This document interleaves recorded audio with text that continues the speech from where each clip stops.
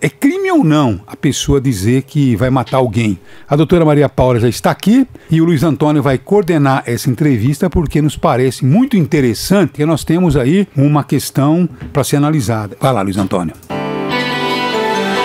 O mundo lá fora, a cidade adora tudo que a gente precisa saber. A notícia tá quente, aqui sempre é hora, uma voz pra te conectar. Nossa gente que luta, trabalha, se informa, vambora. O Jornal da EP tá no ar. Jornal da EP, EP-FM. A Maria Paula é vereadora eleita de Araraquara, mas participa aqui com a sua visão, né, de uma agente do direito, como advogada constitucionalista que é. Maria Paula, muito obrigado por estar aqui conosco novamente. Você sabe que quando se fala desse assunto, dos atos antidemocráticos, do 8 de janeiro, mas também antes do 8 de janeiro e depois do 8 de janeiro de 23, é muito difícil tirar essa escama política dessa história, né? Que você leva essa discussão em qualquer ambiente, os pontos de vista político norteiam o que as pessoas pensam, o que as pessoas acham, pelo menos em alguns casos, né? Dessa situação. Vamos tentar trazer uma luz da Constituição, né? Frente a isso tudo. É possível, como dizia Ulisses Guimarães, a Constituição é uma luz de lamparina na escuridão da noite, nesse caso também, Maria Paula? Bom dia. Não só é possível, mas eu diria que aí é muito difícil você colocar só o técnico, né? Principalmente quando a gente fala de inquéritos antidemocráticos, né? No caso, acho que a nossa maior crítica, tanto dos operadores do direito como com quem não concorda com os inquéritos, é principalmente a questão aí do Alexandre ser vítima e ser juiz de um mesmo processo, né? Isso é extremamente delicado, mas a gente tem uma regra ali no STF de que os inquéritos e os processos que têm a mesma temática se acumulem sobre o mesmo juiz para que tenham uma decisão próxima. Por isso, por esse motivo, acaba que tanto o inquérito das fake news como os inquéritos antidemocráticos estão todos acumulados sob a mira do Alexandre de Moraes, mas né? Esse fato que você levanta dele ser também o alvo, e agora literalmente o alvo desses atos, não o colocariam numa situação em que ele deveria se abster? Se colocar numa suspeição. Só que ao mesmo tempo, o que a gente tem? A gente tem a questão de que o órgão colegiado, o STF, são 11 ministros que convivem. É uma corte muito pequena. Sim. Então qualquer um não está tão equidistante dos fatos como a gente, né, deveria colocar. O que acontece aí na questão dos atos antidemocráticos é que é um crime extremamente subjetivo, né? Você atentar contra a democracia, ele não tem uma especificidade. No caso aí, eles atentaram diretamente, né? A coisa foi um terrorismo mesmo feito em Brasília. A previsão é que esse inquérito termine nessa semana ou no comecinho da próxima. A Polícia Federal já deu essa previsão. Tá até se especulando que hoje vai ser apresentado o inquérito com o indiciamento de 40 pessoas e os jornalistas que atuam em Brasília, a Miriam Leitão acabou de falar, Globo News, inclusive com o Bolsonaro, Braga Neto entre os indiciados. Augusto Heleno, Ramagem e até o Valdemar Costa Neto. E aí qual que é o rito, Maria Paula, para uma situação como essa? A Polícia Federal apresenta quem? A PGR que... Eles vão apresentar a PGR, que vai fazer a denúncia formal para o STF. Por que o STF é o órgão responsável por julgar mesmo pessoas comuns? Acho que isso é uma dúvida comum, né? As pessoas que fizeram ali os atentados em 8 de janeiro, em sua maioria não possuem cargo, mas mesmo assim caiu no STF porque são crimes contra a República, são crimes contra a democracia, são previstos ali na Constituição, né? O que a gente tem atualmente é um inquérito, ou seja, uma investigação. O inquérito, ele é inquisitorial, ele não é um processo ainda, né? As pessoas que foram presas, algumas já foram julgadas, né? Mas nem todas, outras estão sendo ainda investigadas. Acho que a maior dificuldade do inquérito dos atos antidemocráticos atualmente são os autores intelectuais, que são quem estão aparecendo agora, que são os generais, né? Por que a gente vê que os generais são basicamente os autores intelectuais? Esse golpe, ao que me parece, não aconteceu muito por covardia do próprio Bolsonaro, porque os generais e as patentes mais altas do exército tinham um plano ali elaborado, tinham minuta de golpe, e acho que é importante a população saber que um estado de exceção, uma ditadura, ele é um estado de direito. O direito opera num estado de exceção. Ele só não é um estado democrático. Então isso é uma linha muito tênue para nós, operadores do direito também, porque durante uma ditadura você tem julgamentos, inclusive aqui no Brasil nós tivemos julgamentos, nós tivemos absoluções. Eles só não são democráticos, né? E a gente vive sobre o AI-5 é um ato... É um ato institucional. É um ato de cerceia as direito. liberdades, caça mandato, cala a imprensa no ato O Bolsonaro tinha certeza absoluta que a hora que ele se reunisse com o ministro do Exército, da Marinha e da Aeronáutica, ele teria adesão das 3 forças. Só que ele foi ouvir o ministro do Exército e ele disse: não, eu não vou entrar nessa loucura. Tanto ele como o da aeronáutica. Então, quer dizer, só o da Marinha estava fechado com ele. Sabe o que ele fez? Picou mula, porque ele sabia perfeitamente que a única coisa que poderia, vamos dizer, agregar o golpe seria uma manifestação nacional, tá bom? Com um estado de sítio.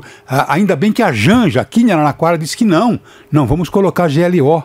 Foi aí que salvou, porque senão eles estariam nas ruas até hoje. Que é mais ou menos o que a minuta previa, né? Sim, estado de exceção. Eu tenho dúvidas aí sobre o legalismo das Forças Armadas, né? Eu vejo a grande mídia, as altas patentes não apoiavam o golpe, as altas patentes não apoiavam... O núcleo duro do Exército, da Marinha e da Aeronáutica não apoiavam o golpe. Mas nunca eu vi um militar do núcleo duro das Forças Armadas dar sua cara e falar: não apoiamos um golpe. Porque as Forças Armadas, queridas Forças Armadas, eu gostaria muito que vocês apoiassem a democracia, que vocês fossem base da democracia, vocês juraram a Constituição. Então, seria um grande sonho de nós brasileiros e patriotas que as Forças Armadas estivessem ao nosso lado, ao lado republicano, né? Mas eu nunca vi um general que vá a público de fato e defenda a legalidade da Constituição Federal. As Forças Armadas não pode se envolver em política, ela tem que garantir a Constituição. Você é general, você quer disputar uma eleição, então você vai para a reserva. Você não pode simplesmente cuidar de 2 santos. Com o militar é assim, o militar de baixa patente é assim. Então é isso aí. Tem Agora, uma PEC que está no Congresso justamente por isso, então, para limitar os militares. E para ter uma quarentena, né? Isso, então, uma quarentena para que ele se afaste ali das Forças Armadas por algum tempo, depois se candidate. Isso para mim é extremamente interessante e necessário, né? Mas é importante que as Forças Armadas, elas não têm ideologia, elas não têm lado presidencial, elas estão ali para defender a Constituição. Seja de um ou de outro, ela vai defender. Estão ali para defender a Constituição, a democracia e a própria República, as nossas fronteiras, né? A nossa segurança nacional, as armas que aqui circulam. As Forças Armadas têm todo esse potencial aí, só que ficam se preocupando em ser viúvos de uma ditadura que já acabou. O que acontece, na minha opinião, dentro das Forças Armadas, o que aconteceu quando as 3 armas deram para trás, entre aspas, com o Bolsonaro? Foi o medo da represália internacional. Em 64 eles tinham financiamento internacional, agora eles não têm. Para mim esse foi o medo deles. Para mim o que aconteceu ali foi covardia deles e não queremos porque dar um não caberia, golpe, eu já né? passo pro Zé Roberto, mas não caberia, o Madalena falou, mas 2 dos comandantes não aceitaram, mas não basta não aceitar, Madalena, se você está numa sala como chefe das Forças Armadas e um presidente está propondo um golpe, a obrigação é se levantar e dar voz de prisão. Você juramentar da Constituição Federal, já você diria tem que dar voz de prisão. Não é assim, né? não, eu acho que eu não aceito participar disso, não, muito obrigado, se retira. Olha, não, você está numa arquitetura de um golpe, Madalena, você tem que dar voz de prisão e proteger. Inclusive incorrendo no crime de improbidade administrativa. Sim, claro que né? Quando talvez tivesse o pró-Bolsonaro proposto exatamente o golpe, o pessoal disse não, tá bom, deu um tempo, conversou com os caras que comandam as tropas, porque é um setor aqui de baixo e tem a tropa na mão. Era o Major Ginho, que está preso aí hoje, ele comandava uma tropa em Goiás. Era esse cara que precisaria estar contra o golpe. Porque mesmo que um coronel, um superior diz não, mas o pessoal coloca a tropa na rua, o que você vai fazer? Inclusive os militares dos estados, não só das Forças Armadas, Ele porque a gente consultou. viu que o 8 de janeiro teve anuência, conivência dos militares do Distrito Federal, que cruzaram seus braços. O maior bandido que existe nas Forças Armadas é esse sujeito que está nas ruas ainda, chamado Braga Neto. Isso é um canalha, isso é um bandido, isso é um ditador fascista, ele tem que ser preso, ele não pode ficar mais um dia solto. Esse cara, pessoas que jogavam tênis com ele dizendo que ele era sonhador da ditadura militar de 64, pregador da ditadura militar de 64. Acho Esse importante vagabundo que a gente tinha que ir pra lembre. cadeia. Acho que é importante que a gente lembre que esses generais estiveram presentes na ditadura de 64. Eles eram militares na época já. Eles eram muito subordinados aos Novinhos. militares que na época governavam o Brasil. Então, eles são verdadeiros quando a gente fala que eles são viúvas da ditadura, porque são aqueles Órfãos. militares de baixa patente que chegaram ali, eram militares durante a ditadura e sonharam com aquele poder que as Forças Armadas tinham durante esse período por que de esse exceção. canalha não está preso? Por que se prenderam uma... Por que ele não está preso? Explica pra gente. Exatamente, isso é uma coisa pra gente debater. Por que as altas patentes ainda não foram presas preventivamente? Muito por manobra do próprio exército e muito por cuidado do Alexandre de Moraes para que essa prisão não seja irregular e derrubada facilmente. Eu acho que essa trajetória do Bolsonaro ainda não ter sido preso, do Braga Neto, do próprio Hamilton Mourão, que já fez diversas declarações contra a Constituição Federal. Todo aniversário do golpe de 64, ele comemora, né? Ele comemora o golpe de 64. Um general, um juramentado um juramentado da Constituição Federal comemora um estado de exceção que nós tivemos E esse aí homem, em 64. esse Braga Neto, ele foi o interventor no Rio de Janeiro. Quer dizer, ele contaminou mais ainda a situação de violência no Rio de Janeiro. Esse homem tem que ser preso hoje. Ele não pode sair e continuar nas ruas. Luiz Antônio, será que essas pessoas não tão lúcidas? Ele era uma peça fundamental dos planos do Bolsonaro. Ele não Madalena. saía dos acampamentos. Não lá. é trivial um presidente em exercício disputar uma reeleição e trocar o seu vice. Então não é um movimento aleatório. O Bolsonaro não trocou o Mourão pelo Braga Neto porque eu não gostei muito do Mourão, eu me simpatizo mais com o Braga Neto. Não, porque fazia parte, né, dos planos futuros dessa turma. Então não tem aleatoriedade nessa questão. Zé Roberto, por favor. Uma das falas da Maria Paula, ela diz que o golpe não foi à frente porque o Bolsonaro teria sido covarde, né? Isso aí eu gostaria que você explicasse um pouco mais, porque isso pode servir numa defesa dele. Eu que não quis, de última hora eu resolvi jogar dentro das 4 linhas, que ele sempre fala isso, né? Você acha que vai por esse caminho aí a defesa do ex-presidente? A defesa do ex-presidente vai muito no isolamento dos atos das pessoas que estavam ao seu redor. Então, o próprio Mauro Cid, né? Ele afirma que o Mauro Cid fez tudo por conta própria, a minuta do golpe era por conta própria, não sei o quê. É o curioso caso do ajudante de ordens que não seguia ordem nenhuma do presidente, né? Então, a defesa dele vai muito nesse sentido de, talvez eu estivesse nos planos, mas depois eu não os executei, né? Mas os planos também são crime, tá? Flávio Bolsonaro, planejar matar é crime. Boa. Sob o Código Flávio Penal. Bolsonaro. Essa é uma boa, hein? Essa é uma boa. Flávio Bolsonaro declarou isso. Olha, planejar matar alguém não é crime. Pensar em a morte de alguém não é crime. Pensar não, porque Ele o Código Penal ainda não regula pensamentos, Isso. mas planejar assassinato é crime. Colocar tá no lá papel. no Aliás, eu Código só vi Penal. 2 grupos fazerem isso no Brasil. Juro por Deus, e não estou politizando, não. O PCC, né, que faz lá a sua cartilha, de dentro da prisão saem os nomes, executar dentro das gírias, e essa Orcrim de farda. Essa Agora, Orcrim o PCC é canalha, criminosa. Agora, o e Orcrim não é. E esses aí tem que ser também, porque são eles que colocam no papel ordens de execução, porque é aquilo, é a ordem de execução, plano para executar. plano E diz de a Polícia execução. Federal que chegaram a ficar na porta da casa do Alexandre de Moraes Que para a coisa executar. já estava a postos, né? Que Isso. foi por uma coincidência do destino que a sessão do STF foi cancelada e ele não saiu da casa, né? Então, sim, é crime. A gente até passou dos atos preparatórios, já estava quase em execução. Crime, Flávio Bolsonaro, crime. Ele é formado em direito também, ele sabe muito bem mal disso, formado, né? Muito mal formado. Ele é bem formado, ele sabe disso. Será só mais? que ele Não sei gosta de não, enganar a população. bom. E eu acho importante a São gente falar, bem né? formados em enganar. A gente pensar, mas, nossa, o que isso nos afeta aqui na ponta, né? Maria Paula é vereadora de Araraquara, o que isso interessa? O que uma ditadura nos afetaria? Gente, acho que é importante a gente colocar que numa ditadura nem vereador existe. Não existe parlamentar nem a nível municipal, nem a nível estadual, nem a nível federal. Não existe discordância do governo. Não existe estou achando ruim, exemplo, taxa do lixo, taxa de água, taxa de luz. Problema seu, você não pode reclamar, você não tem direito à voz, não tem direito a voto. Eleições democráticas não existem, existe um grupo que está aplicando o que bem entende. Milagre econômico que a gente teve na ditadura, uma grande mentira, né? Uma grande mentira, alimentou uma dívida externa, o Brasil ficou isolado, né? Então, a gente sente os efeitos dela até hoje.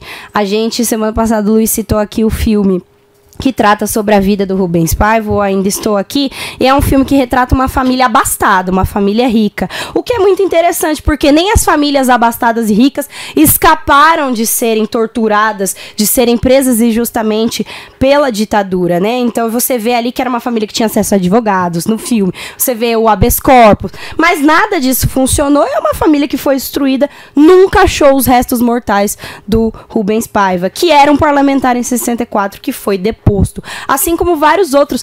E não só os parlamentares de esquerda, tá, gente? Parlamentares de direita perderam seu mandato. João Dória tem um pai que foi deputado, também perdeu seu mandato. César Maia, pai do ex-presidente da Câmara, Rodrigo Maia, também perdeu seu mandato. Rodrigo Maia, inclusive, nasceu no Chile porque o pai estava exilado, né? Então é importante que a gente saiba, não existe parlamento, não existe voz oposta. Qualquer mínimo sinal de oposição já é considerado uma traição ao governo vigente. Então é importante que vocês saibam que um estado de exceção não é bom em nenhum nível, inclusive para quem está aqui na ponta, inclusive economicamente, né? Então a gente precisa prestar atenção no que está acontecendo. Eu me chateia muito que a grande mídia não esteja noticiando isso com a gravidade que foi, né? Você ter generais das Forças Armadas planejando matar um ex-presidente. Eu acho que eu vi a imprensa até hoje já estão mais brandinha, mas olha, no dia... Não, mas uma notícia como essa, um plano de matar presidente, mas vice, em 48 horas ela se dilui, A Folha de São Paulo é muito canalha, né? A Folha de São Paulo é muito canalha, ordinária, tá bom? Perdeu a sua essência, porque é vagabunda, porque ela quer ter tudo para ela quer a esquerda, ela quer a direita, ela quer o centro, ela quer tudo, e ela dirige o seu material simplesmente para os seus interesses. Tanto é que hoje ela vem com uma pesquisa. A questão da consciência negra. Hoje foi a manchete em relação à consciência negra. Foi ontem. Né, uma coisa eu concordo com ela. A imprensa não está tratando. Você lembra da questão do triplex do Lula? Que era uma coisa assim inacreditável. Quanto tempo isso ficou na mídia como se fosse uma coisa gravíssima? Agora nós temos aí uma coisa que eu nunca tinha visto na minha vida em relação à política, à democracia brasileira. E parece que as pessoas minimizam. Por exemplo, você acredita que o Bolsonaro será preso? Não agora. Não acredito na prisão do Bolsonaro preventiva. Acredito na prisão do Bolsonaro quando ele for julgado em primeira instância. Não e é melhor que seja assim. É melhor que seja assim, por enquanto, mas pra mim aumenta as chances de fuga. Ele não pode atrapalhar a investigação? Ele já atrapalha. Ele já atrapalhou. Já teve exatamente, mas é isso que eu tô falando. Por que ele não vai ser preso? As pessoas estão normalizando. Enfim. Agora, o que me espanta, né, é que aqui em Araraquara mesmo eu vejo, às vezes, aí, algumas pessoas com pouca leitura, com pouco conhecimento, sabe? E dizendo, porque o Brasil vai virar uma Venezuela. O Brasil se livrou de virar uma Venezuela. E esses burrinhos não sabem o que é exatamente isso, né? Tô vendo aqui, tava lá, né, dizendo que o Cid vai incriminar o Braga Neto. Então, tô dizendo a vocês, pensa que eu tô por fora? Hoje vai ser o depoimento à tarde. E a Maria Paula disse que o Bolsonaro vai ser preso. O Bolsonaro pode ser preso a qualquer momento, porque escuta o que o Madá tá falando. Lembra quando eu falei que tava em curso lembra? O golpe. Lembra? Faz uma semana, né? Isso, foi na véspera do Homem-Bomba. Eu acho que foi no mesmo dia. Madalena de falou manhã no mesmo dia. Em uma semana vai sair a prisão do Bolsonaro, porque vão pegar ele com o batão na cueca. Deu pra entender ou não? Estão guardando aqui, ó. Deixa eu ligar em casa, ver se a cerveja tá gelando lá. Pera só um pouco. Então, quer dizer, é o batão na cueca, ele vai ser preso e não vai ter argumento para querer dizer que era inocente. Deu para entender? Não são bobos, não. Os caras estão trabalhando há muito tempo. Vai lá. Enfim, Maria Paula, há mais alguma questão que você queira colocar à luz da Constituição, à luz de tudo que a gente está vivendo, do ponto de vista do direito, Maria Paula? Do ponto de vista do direito, acho que é importante a gente não implicar essas pessoas só individualmente, né? Sim. Isso foi um coletivo, foi financiado, ninguém vai para Brasília em um monte de ônibus sem dinheiro, sem financiamento. Então a gente precisa também ter um olhar para da onde saiu esse financiamento, desses atos antidemocráticos que iriam implicar num GLO e posteriormente num golpe de Estado. Então eu acredito que esses atos antidemocráticos, que o inquérito talvez nos esclareça os financiadores e os projetores intelectuais do golpe, né? Braga Neto provavelmente tá culpado até as calças, né? Para mim ele é o grande mentor aí dessa situação e acredito que o Mauro Cid hoje vai fazer essa delação nesse sentido, de que o próprio Braga Neto foi quem encabeçou aí. Você acha que o Cid vai perder os benefícios da delação premiada por ter feito tanta contradição e escondido algumas coisas? É para perder. Pela lei tem que perder. É pra perder, mas talvez eles não tirem todos, né? Pra que ele continue por isso que eu fico com mais. muito receio quando eu vejo essas sinalizações. O Cid vai apontar para o Braga Neto, porque ele direcionou todas as investigações. Eu vou ser sincera, eu não sou fã de delação premiada. Como advogada, não gosto de delação premiada. Por quê? Acredito que é você implicar em menor pena uma pessoa que cometeu o mesmo ato porque ela delatou os coleguinhas, e essa delação nem sempre é verdadeira, né? Então eu acho que a polícia precisa muito mais investir em inteligência investigativa do que ficar instaurando esse milhão de delação premiada é tão né? mentirosa que nós vimos, inclusive, na Lava Jato, né? Tantas delações mentirosas e que acabou incriminando. Então, mas muitas ela, pessoas. antes de garantir o benefício, tem que ser comprovadamente verdadeiras e ajudar a esclarecer as organizações para cima, Madá, não para baixo. A delação do Cid foi uma contra-informação. É isso que ele montou. Ele queria estar lá para ajudar o Bolsonaro. Essa que é a verdade. E não para incriminá-lo. Era contra-informação. Ele é formado em contra-informação. Ele é uma lealdade quase que canina, né? No exército. Então é isso aí. Agora, a gente sabe perfeitamente que muita coisa deverá ocorrer nessas próximas horas e, inclusive, marque bem o que estou dizendo, que a coisa pode explodir porque está exatamente na manga ou no bolso do colete, né, como se diz, né? Vai explodir a qualquer momento, tá certo? Vamos aguardar. Maria Paula, muito obrigado pela sua contribuição a esse debate. Eu que agradeço. Muito obrigada, um bom dia para vocês. Jornal da EP, a verdadeira voz de Araraquara.